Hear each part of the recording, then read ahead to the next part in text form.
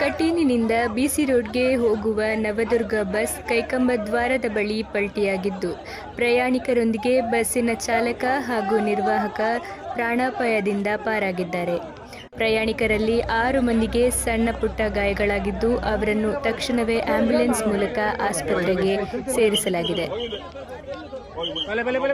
ಸಂಜೆ ಸುಮಾರು 7 ಗಂಟೆಯ ಹೊತ್ತಿಗೆ ಕೈಕಂಬ ದ್ವಾರದ ಬಸ್ಸು ತಂಗುದಾಣದ ಬಳಿ ನಿಂತಿದ್ದ ಬಸ್ಸು ಮುಂದಕ್ಕೆ ಚಲಿಸಿದ್ದು ಬ್ರೇಕ್ ಫೇಲ್ ಆಗಿದೆ ಎಂಬುದು ತಿಳಿದು ಬಂದಿದ್ದು, ಅದೇ ಸಮಯದಲ್ಲಿ ಚಾಲಕನ ಮುಂದಾಲೋಚನೆಯು ಬಸ್ಸಿನಲ್ಲಿರುವವರ ಪ್ರಾಣವನ್ನು ಕಾಪಾಡಿದೆ.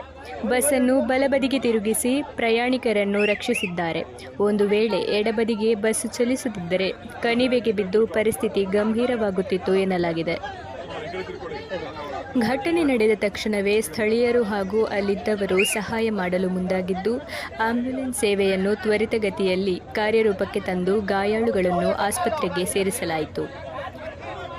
ವಿಷಯ ತಿಳಿದ ಬಜ್ಪೆ ಪೊಲೀಸರು ಸ್ಥಳಕ್ಕಾಗಮಿಸಿ ಜನರನ್ನು ನಿಯಂತ್ರಿಸಿದರು.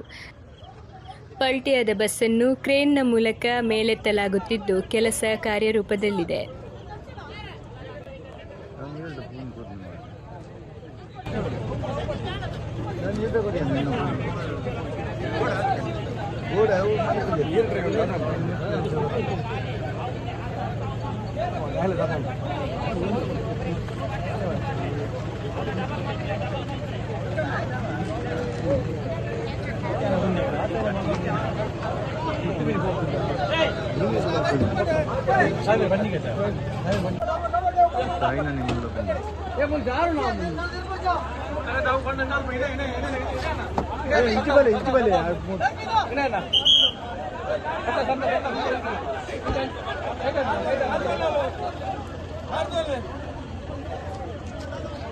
ಹೌದು